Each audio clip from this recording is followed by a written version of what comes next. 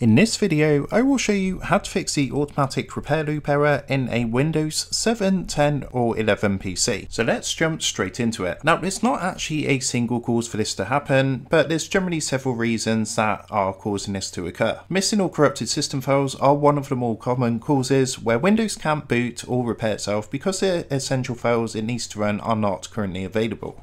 So what this does, it actually prevents the Windows kernel and other essential Windows services from fully loading, preventing you of course from using your PC. Now, another issue that is quite common that can cause a repair loop to occur is a newly installed component such as like a graphics card, or if you've done something like upgraded your virtual memory. Or it could just be that you've connected a piece of hardware that's missing a device driver or just isn't working correctly. So the first fix I would recommend if you have recently installed new hardware before this automatic repair loop began to appear is to disconnect this piece of hardware. Now, generally this happens because of a conflict with a missing driver, because device drivers allow Windows to interface the hardware, such as for example if you've upgraded your graphics cards with the software provided by Windows services. Now, if the drivers are of course missing or broken, this can stop Windows from booting up properly and cause the automatic repair loop to happen.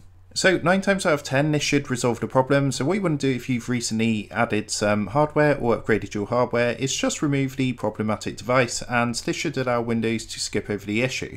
So if Windows does boot with the device successfully removed, you can then look at installing new drivers or even replacing the component if the component itself is faulty. For example, installing a new graphics card could require you to first of all download and install drivers from the manufacturer's website.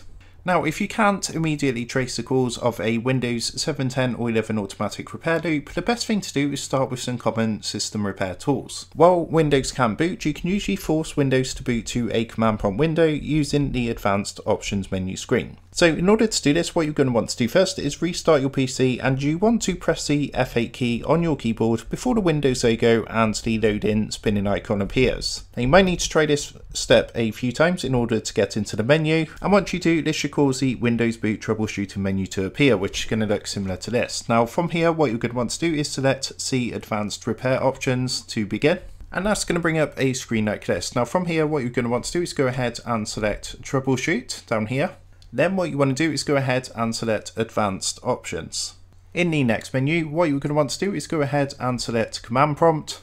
And in the command prompt window that comes up, you want to type the following, which is check disk, spelled like this, so CHKDSK. Then you want to put a space and a / and then R space C and then the colon over here. So you want to type this like this and then press enter. What it's going to do is begin a check of your system drive for any errors using the check disk utility. Now if it does detect any errors, check disk will automatically repair them if it's possible to do so.